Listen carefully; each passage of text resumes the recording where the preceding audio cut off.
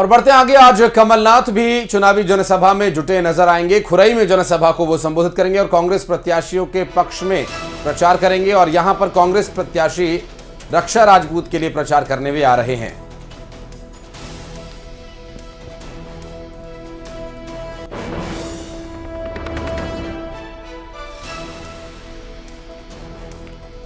तो खुरई में जनसभा को संबोधित करेंगे कमलनाथ और इसके अलावा कांग्रेस प्रत्याशी के लिए प्रचार प्रसार भी करेंगे। बीते दिन भी कमलनाथ ने प्रचार किया था, प्रत्याशियों के लिए कांग्रेस के पक्ष में माहौल बनाने की कोशिश की थी।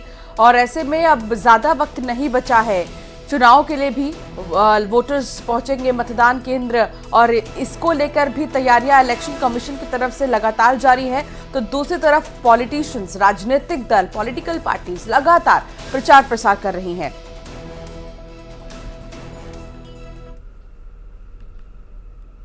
तो वहीं एमपी में नाम वापसी का आज आखिरी दिन है। प्रदेश में नामांकन वापसी का आज अंतिम दिन है। आज उम्मीदवारों को चुनावी चिन्ह आवंटित होंगे। दरअसल दोपहर 3 बजे तक ये नाम वापस लिए जा सकेंगे। 17 नवंबर को प्रदेश में मतदान होना है और मध्य प्रदेश में एक ही चरण में मतदान होना है। ऐसे में अब नाम वापसी का जो दिन तय किया गया था वो आ चुका है। प्रदेश में नामांकन जिन उम्मीदवारों को वापस लेना है उन्हें दरअसल आज 3 बजे तक के लिए समय होगा।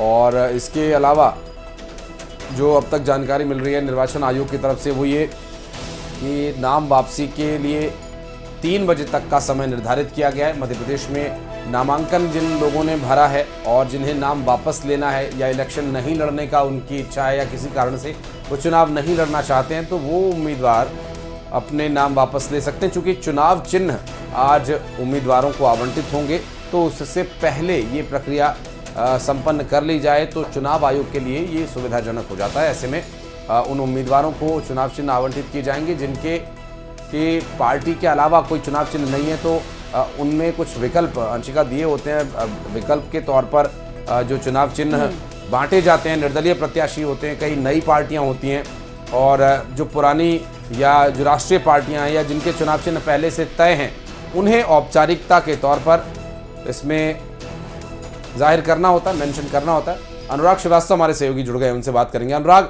आज नाम वापसी का आखिरी दिन है, क्या कुछ औपचारिकताएं रहेंगी?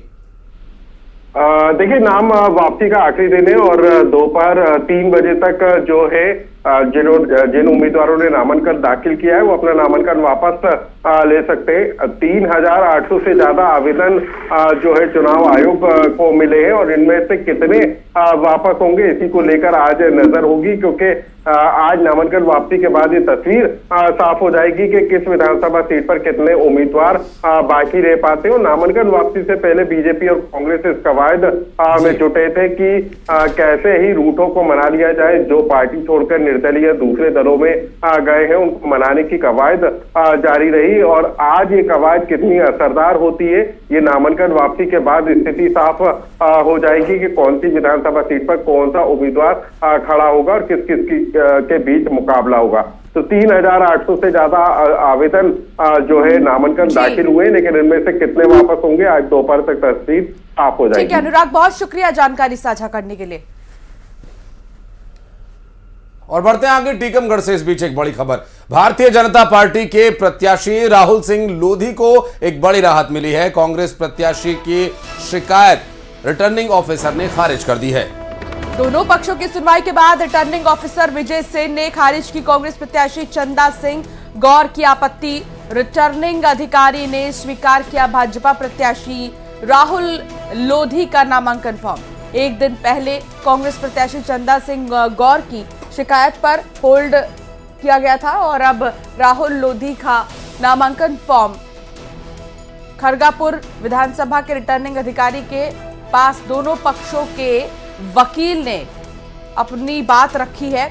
अब इस पूरे मामले को लेकर अगर हम कहें तो 3 प्रत्याशी, इससे पहले खबरें आई थी कि जिनको कहीं ना कहीं खतरे का सामना करना पड़ सकता है, उन तीनों ही प्रत्याशी को इलेक्शन कमीशन की तरफ से हरी झंडी मिल गई है, जिसमें कि सुरेंद्र पटवा, अजय सिंह और राहुल लोधी हैं। एमपी के चुनावी राजनीति में हम्मास की एंट्री हो गई है। कैलाश विजयवर्गीय ने कांग्रेस पर बड़ा आरोप लगाया। दरअसल उनका यह कहना था कि मुस्लिम बस्तियों में कांग्रेस फिलिस्तीन और हमास के वीडियोस बांट रही है और लोगों से यह कह रही है कि देखिए मोदी जी क्या करवा रहे हैं। कैलाश विजयवर्गीय ने कांग्रेस पर तुष्टीकरण किए जाने का आरोप लगाया।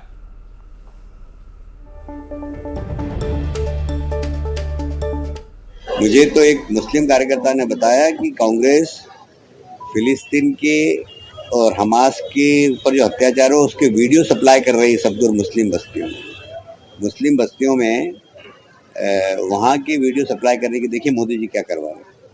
ऐसे देखिए कर सकते हैं कुछ भी, 10 दिन की और बात है।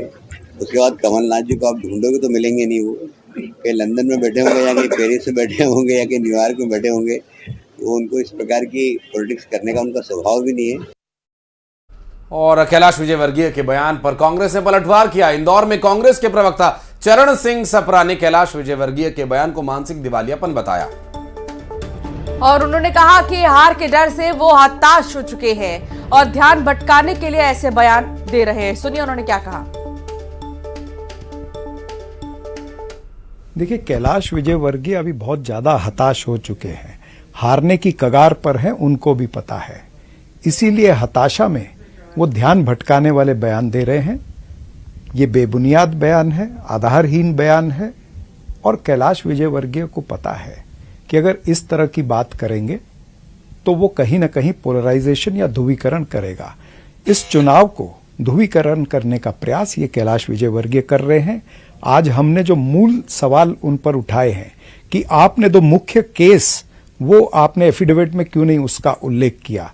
एक तो आप भगोड़ा घोषित हो छत्तीसगढ़ सरकार द्वारा या छत्तीसगढ़ की दुर्ग की कोर्ट द्वारा, आप भगोड़े हो, वो आपने एफिडेविट में दर्ज नहीं किया।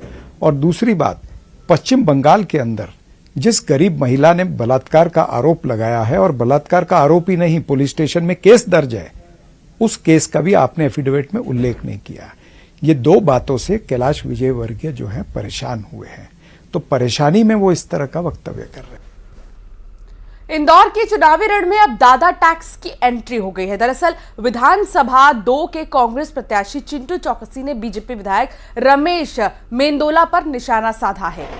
दरअसल निशाना साधते हुए उन्होंने कहा कि गुंडे बदमाशों वाला दादा कहा है। साथ ही ये कहा कि ये इंदौर की जनता को दादा टैक्स से मुक्ति दिलाएंगे। और आपको बता दें कि बीजेपी विधायक रमेश मेंदोला की पहचान विधानसभा 2 में दादा के नाम से भी है और कांग्रेस प्रत्याशी चिंटू चौकसी उसी दादा के नाम पर राजनीति कर रहे हैं और निशाना साध रहे हैं।